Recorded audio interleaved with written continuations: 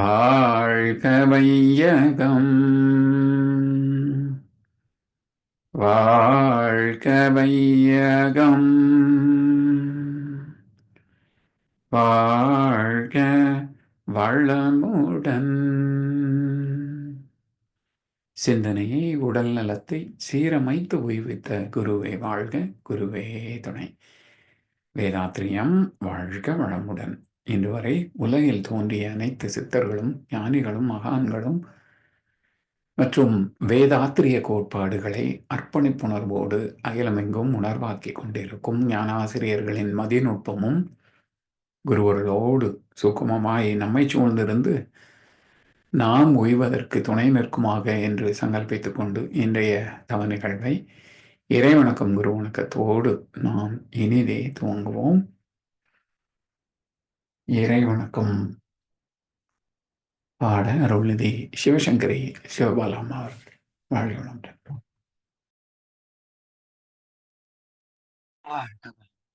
இறைவணக்கம்.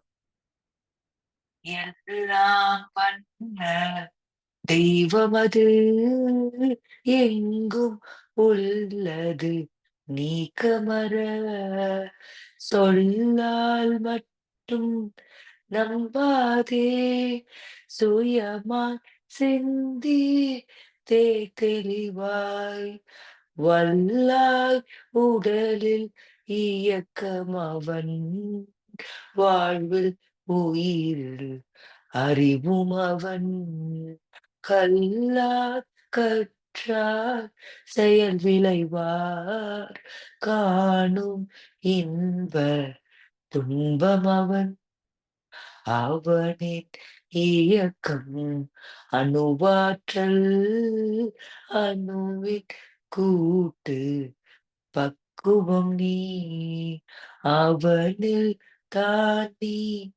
உன்னிலவன் அவன் யார் நீ யார் பிரிவேது அவனை மறந்தார் நீ சிறியோ அவனை அறிந்தார் நீ பெரியோ அவன் நீ ஒன்றாய் அறியுமிடம் அறிவு முழுமை அது முக்தி அறிவு முழுமை அது முக்தி.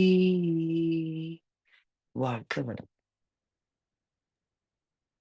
வளமுடன். குரு வணக்கம் பாட அருள்நிதி ஸ்ரீராம் ஜேபி ஐயா அவர்கள்.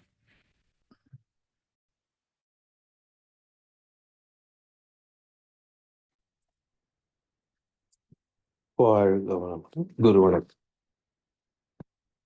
சிந்தையை அடக்கியே சும்மா இருக்கின்ற சீரறிய செய்த குருவே அண்ட நிலை நல்லறிவு அசைவற்றிருக்க பெரும் ஆனந்தம் பொங்குதங்கே இந்த பெரும் உலகமிசை எடுத்த பல பிறவிகளின் இறுதி பயனாகிய சந்ததவம் எனை மறவாத சாந்த வாழ்வழித்தோய் என் சந்தோஷ செய்தி இதுவே என் சந்தோஷ செய்தி இதுவே. வாழ்களும் குரு வாழ் குருவே துணை. நன்றி கலைஞர். வாழ்க வளம். வாழ்க வையகம் வாழ்க வையகம் வாழ்க வளமுடன். இன்று நமக்காக 9 மைய தவம் நடத்திய அருள்நிதி சிவசங்கரி அம்மா அவர்களை வாழ்த்துவோம். அருள்நிதி சிவசங்கரி அம்மா அவர்கள் வாழ்க வளமுடன். அவர்களின் அன்பு குடும்பம் வாழ்க வளமுடன். அவர்களின் உடல்நலம் பொருள்வளம் மனவளம் மற்றும் அவர்களின் ஆன்மீக தொண்டு வாழ்க வளமுடன் வாழ்க வளமுடன் வாழ்க வளமுடன். நன்றி கலைஞர். வாழ்க வளம். வளமுடன். தொடர்ந்து நான் யார் என்ற கேள்விக்கு ஞான களஞ்சிய கவி விளக்கங்கள் வழங்கி வந்து கொண்டிருக்கும் மூத்த பேராசிரியர் ஞானாசிரியர் அருள்நிதி பழனிசாமி வேலுசாமி ஐயா அவர்களை அன்போடு அழைத்தமைவோம். இசை வடிவம் வழங்க சங்கரியம்மா வரலங்க ஐயா. வாழ்க வளமுடன் ஐயா. இன்றைக்கு 2 கவி இருக்கு. ஒரு கவி இன்னைக்கு வச்சுக்குவோம், ஒரு கவி நாளைக்கு எடுத்துக்கலாம். ஓ, 2 கவியையும் இதுக்குள்ள போட்டிருக்காங்களா? ஆமாங்க ஐயா. அந்த சரி. அறிவின் அகநோக்கு பயணம் தலைப்புல 2 கவி இருக்கு. சரி, ஒரே நம்பர்ல சரி. 2 கவி. சரி, முதல் பகுதி இன்றைக்கு, நாளைக்கு 2ஆம் பகுதி. 2ஆம் பகுதி வச்சுக்கோம். வாழ்க வளம். வாழ்க வையகம். சரிங்க ஐயா. வாழ்க வையகம், வாழ்க வையகம், வாழ்க வளமுடன். குரு வாழ்க, குருவே துணை. சான்ற பெருமக்களே, நான் யார் துற சிந்தனையிலே இன்றைக்கு அறிவின் அகநோக்கு பயணம் என்ற தலைப்பிலே முதல் கவியை சிந்தனைக்கு எடுத்துக்கொள்கின்றோம். ஆன்மீக துறை என்ற அகல வழி பாதையிலே அடி வைத்து மென்மேலும் முன்னேறி போகுங்கால் அறிவு பெறும் அனுபவங்கள் வியப்பாகும் இனிமையாம். ஆன்ம ஒளி சுடர்விட்டு உள்ளுணர்வு பேராகும். ஊன் உருவமான உடல் ஊர்தி என்னும் ஊடே உயிர் என்ற சூக்குமமே நான் என்ற உணவு வரும். ஒடுங்க ஒடுங்க காணும் உண்மையோ அறிவதுவே. உயிரிலிருந்து ஓங்கி எழுந்து உடல் உலகம் வெளிவிரியும். ஆன்மீக துறை என்ற அகல வழிபாதை, இதை பொதுவாக பக்தியையும் இணைத்து கொண்டது ஆன்மீகம். அந்த நிலையில பக்தி அகல வழிபாதையாக இருக்கும். ஆனா பைபிளிலே ஒரு வசனம் உண்டு, அவருடைய கருத்து சொல்றேன். சாதாரண மக்கள், ஆரம்பத்தில் வாழ்கின்ற மக்கள் போகின்ற பாதை மிக விசாலமாக, வசதியாக, ராஜபாட்டியாக இருக்கிறது. ஆனால் சத்தியத்தின் வழி பாதையோ மிக குறுகலாகவும் கரடுமுரடாகவும் இருக்கிறது. இதில் பயணிப்பவர்கள் மிக குறைவு அப்படின்ற ஒரு கருத்துள்ள ஒரு வசனம் பைபிள்ல இருக்கு. அப்ப அகல வழி பாதை என்பது பக்தி மார்க்கம்தான். ஞான மார்க்கம் அக வழிப்பாதை அல்ல. ஆனா ரெண்டும் பிரித்து பேச முடியாது. நம்ம புரியாத வகையிலே பக்தி ஞானம் என்று தனித்து பேசுகிறோமே தவிர,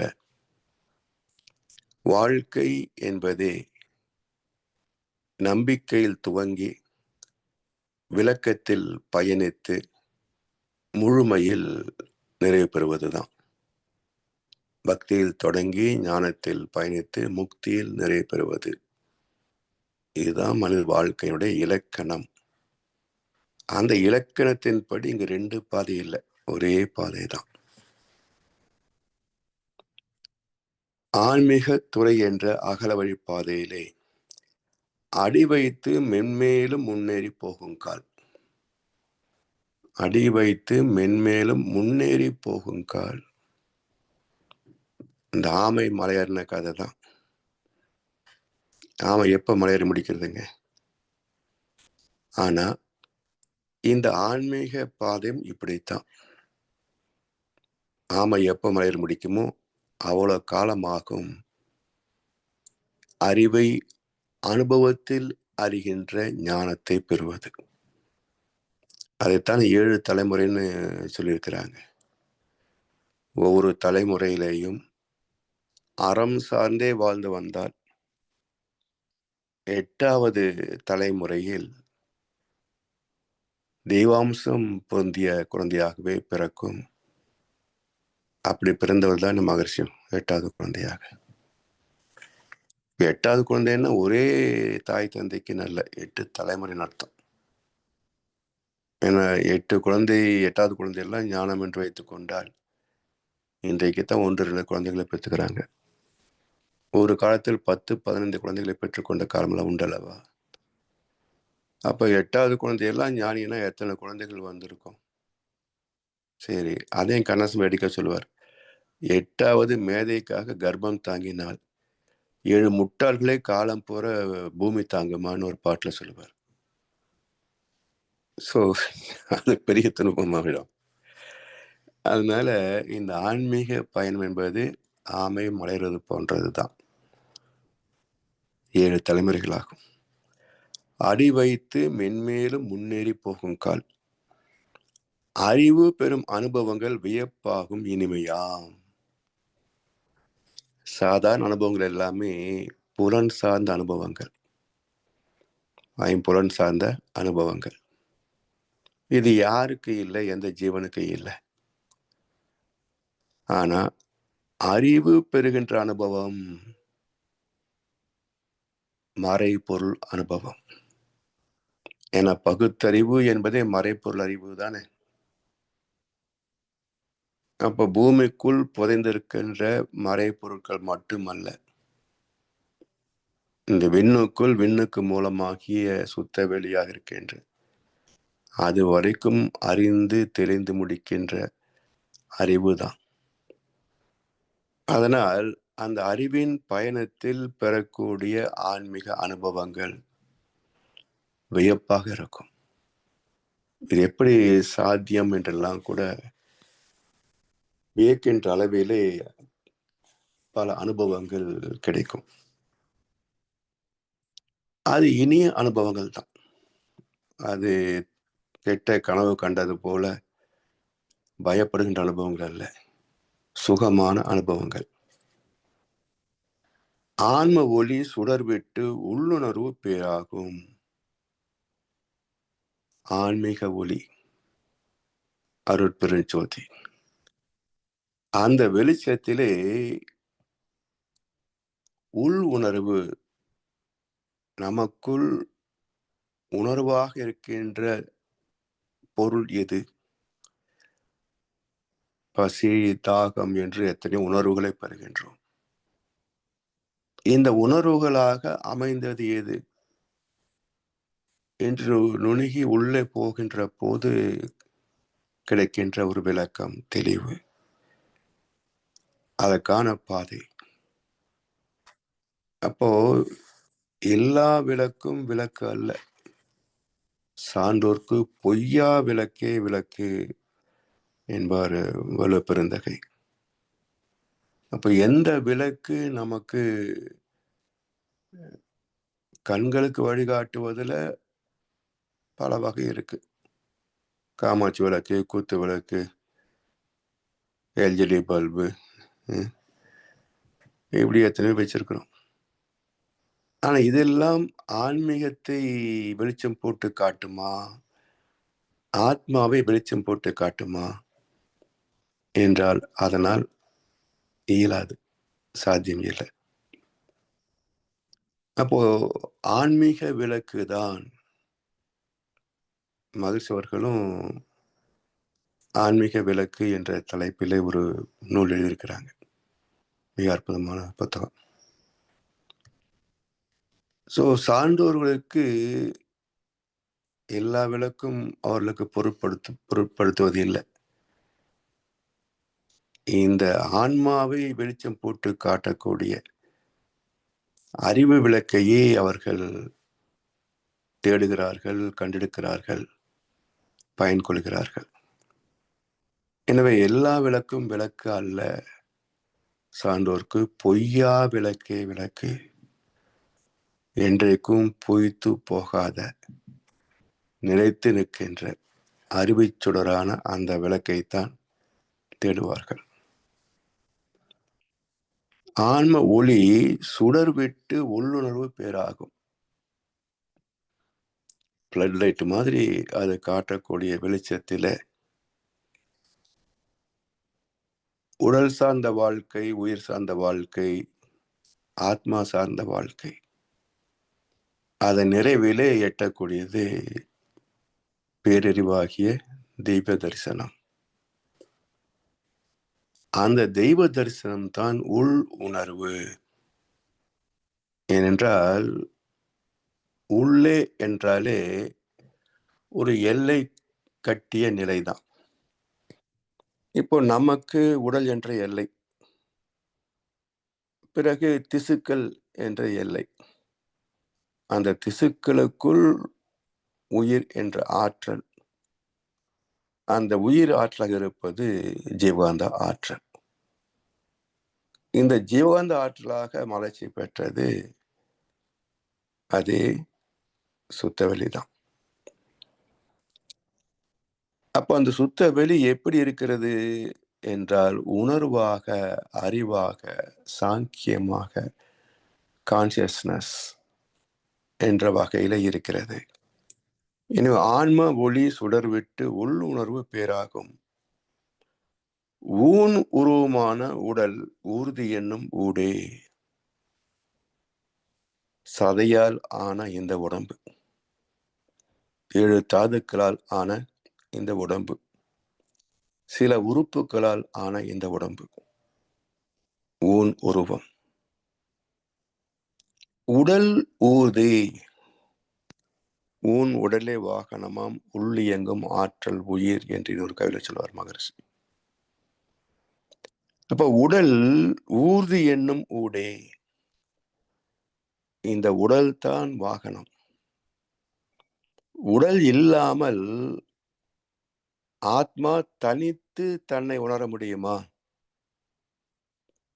இந்த பூமியின் காந்த களத்துல வாழ்ந்து முடிந்த எத்தனையோ பேருடைய ஆத்மாக்கள் எர்த்பவுண்ட் சோல்ஸ் என்ற வகையிலே மிதந்து கொண்டிருக்கின்றன.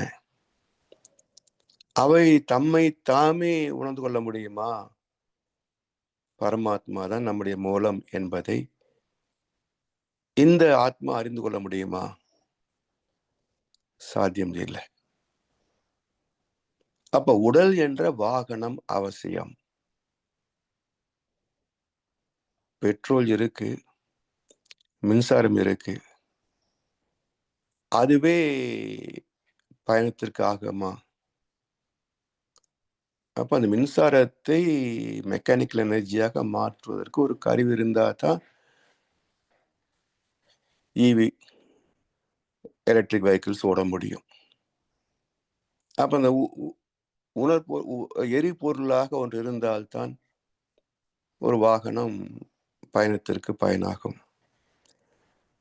எனவே உடல் ஊர்தி, உடல் இல்லாமல் ஆன்மீகத்தை, லௌகிகத்தை வாழ்ந்து பார்க்க முடியாது. பல பேர் என்ன நினைக்கிறாங்க, செத்த பிறகு சிவலோகம் போயிட்டார், வைகுந்த பிராப்தம் எழுதினார். இங்கே நம்ம தமிழ்நாட்டில் திருப்பூர்ல ஃபேமஸ் இது, முழு பக்க விளம்பரம் போடுவாங்க.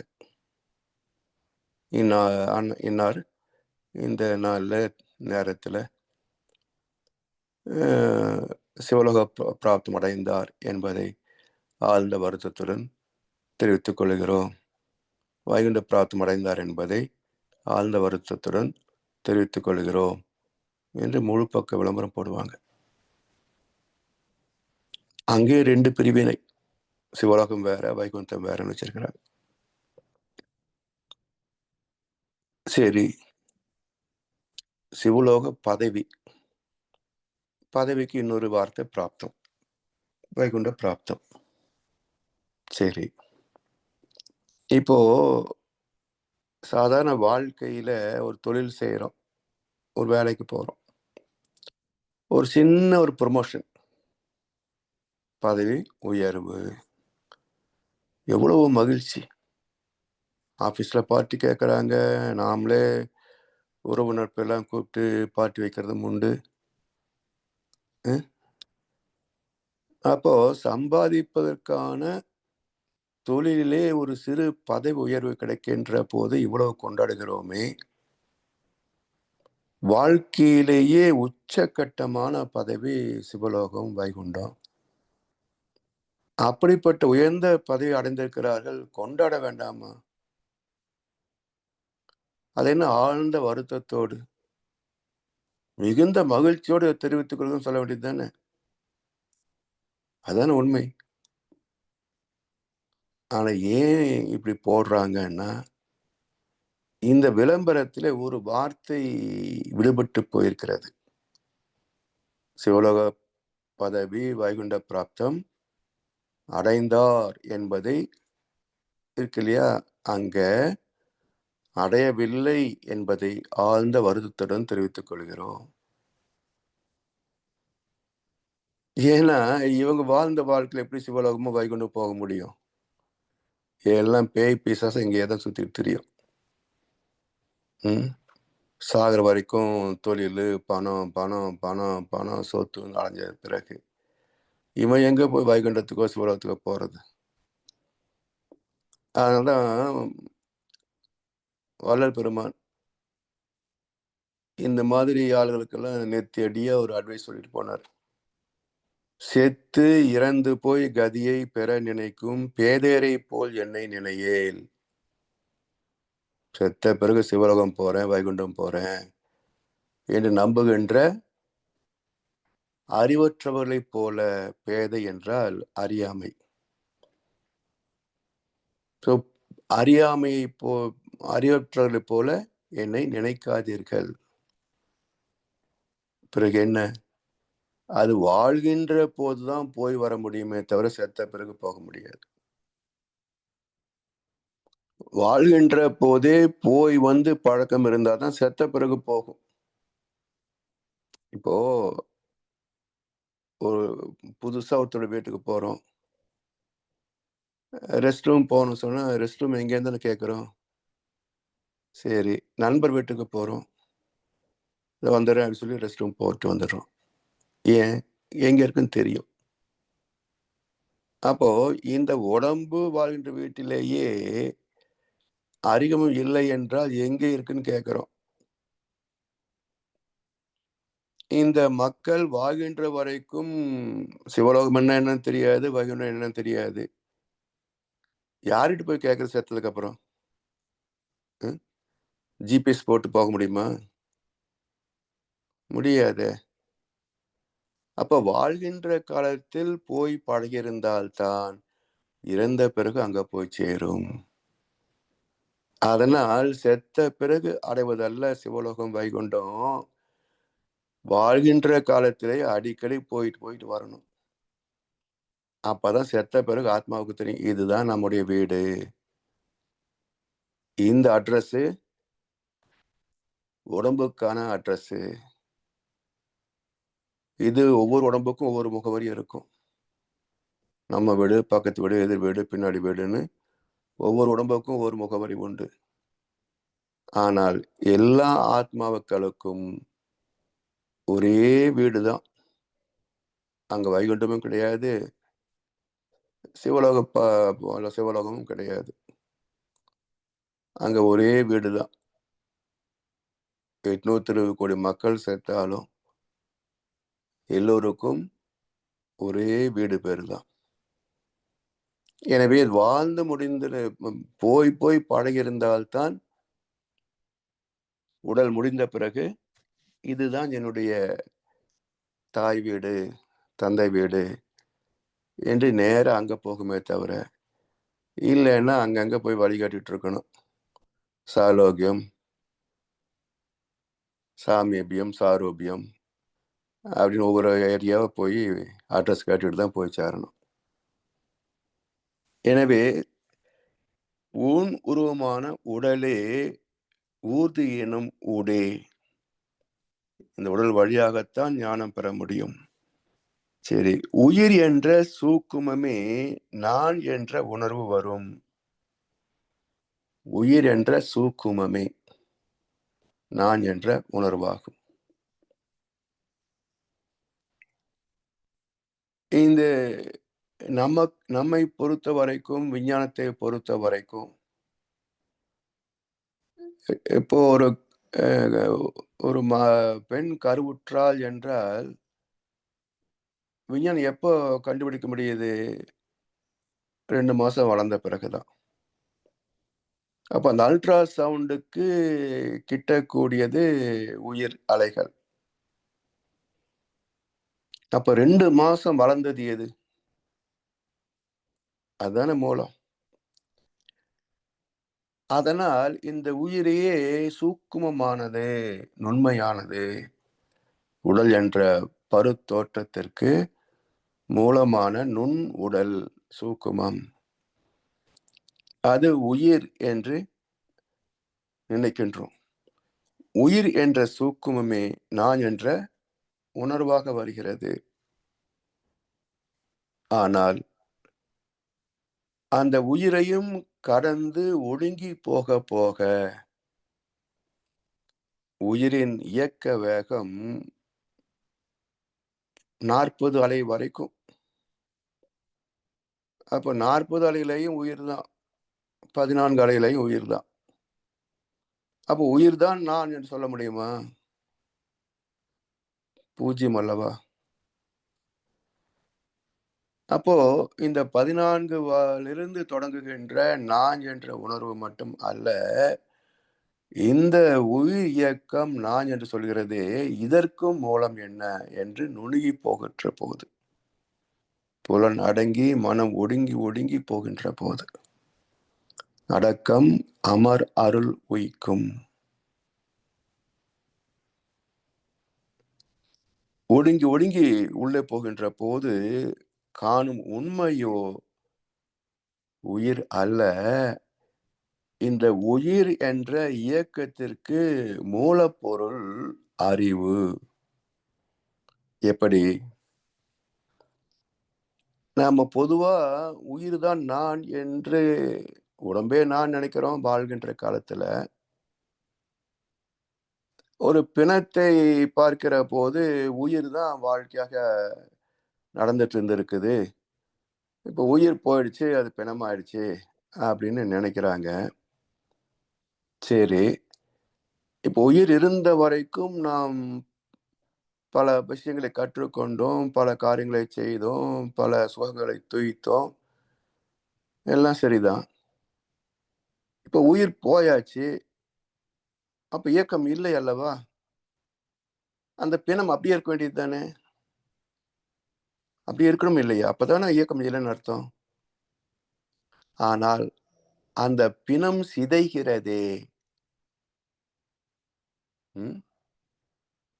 முற்றிலும் மறைந்து போகின்ற வரைக்கும் அந்த பிணம் சிதைகிறதே.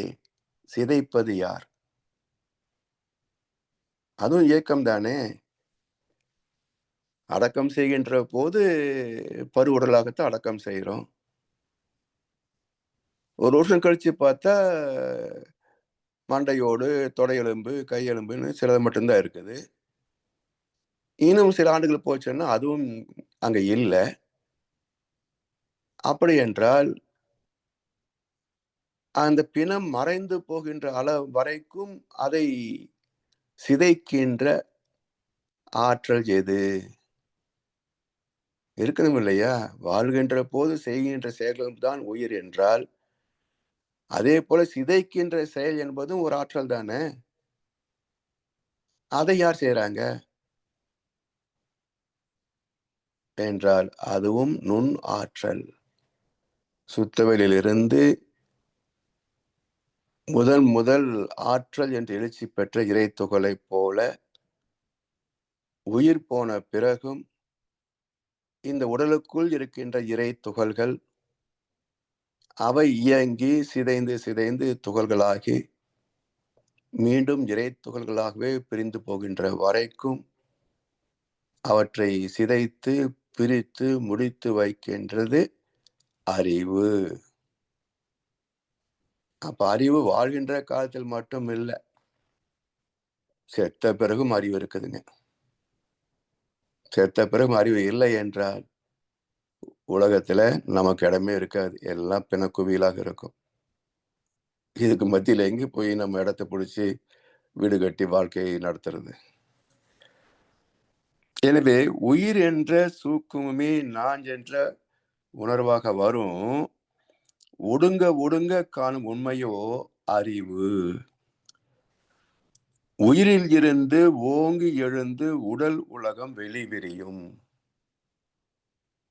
அந்த அறிவு தான் உயிராகி ஓங்கி எழுந்து உடலாகி உலக வாழ்க்கை என்று வாழ்ந்து முடிந்து இதுல தவம் செய்பவர்கள் உடலை கடந்து பூமியை கடந்து இயக்க மண்டலத்தை கடந்து சுத்தவெளியோடும் அனுபவம் பெறுகிறார்கள். இப்படி எல்லாம் வாழ்ந்து முடிகின்றது அறிவு. அந்த அறிவே தான் நானாகவும் இருக்கிறது என்று இந்த நான் யார் என்ற ஒரு சிறு கேள்வியை எத்தனை கோணத்தில் விரித்து விரித்து பேசினாலும் அங்கங்க சில புதிய கருத்துக்கள் இருக்கின்றன. அப்ப இந்த சிறிய கேள்விக்கான விளக்கத்தை முழுமையாக பேசிவிட முடிகிறதா, எடுத்து எழுதிவிட முடிகிறதா என்றால் சாத்தியம் இல்லை. அப்ப இது எல்லாமே நமக்கு வழிகாட்டிகள். இதை வைத்து கொண்டு சுயமாக பெறுகின்ற அனுபவமே நான் யார், அறிவே நான், அறிவே தெய்வம். அந்த வகையில ஒரு அற்புதமான தத்துவத்தையும் இந்த தத்துவத்தை அனுபவத்தில் பெறக்கூடிய வழி தவம், அதை எளிய முறை குண்டலினி யோகமாகவும் தந்து இந்த உலகம் ஓய்வதற்கான அற்புத வழியை காட்டிய மகான்களில் உச்சகட்டமாகிய வேதாத்ரி மகர்ஷி அவர்களே வழியிலே பயணிப்பதிலே நாம் பெற்ற பெரும் பாக்கியத்தை நினைவு கூர்ந்து வாய்ப்பளித்த அனைவருக்கும் நன்றி பாராட்டி இந்த உரையை நிறைவு செய்கின்றோம். வாழ்க வளமுடன், வாழ்க வளமுடன், வாழ்க வையகம். ஐயா தொடர்ந்து சிறப்பாக விளக்கம் வழங்கி வந்து கொண்டிருக்கும் மூத்த பேராசிரியர் ஞான ஆசிரியர் அருள்நிதி பழனிசாமி வேலுசாமி ஐயா அவர்களும் அவரது அன்பு குடும்பத்தினரும் அருட்பெயர் ஆற்றல் கருணையினால் உடல் நலம், நீளாயுள், நிறை செல்வம், உயர் புகழ், மெய்ஞானம் ஓங்கி வாழ்க வளமுடன், வாழ்க வளமுடன், வாழ்க வளமுடன். பாடல்கள் பாடி நிறைவு செய்யும் தருணம் இது. வேதாத்திரிய பாடல் பாட அருள்நிதி ஸ்ரீராம் ஜேபி ஐயா அவர்களும், பிரம்மஞான கவி பாட அடியேன் பாடுகிறேன். உலக நல வாழ்த்து பாட அருள்நிதி அருணகிரி சிகாமணி ஐயா அவர்கள். வாழ்க வளமுடன். வாழ்க வளமுடன். வேதாத்திரிய பாடல்.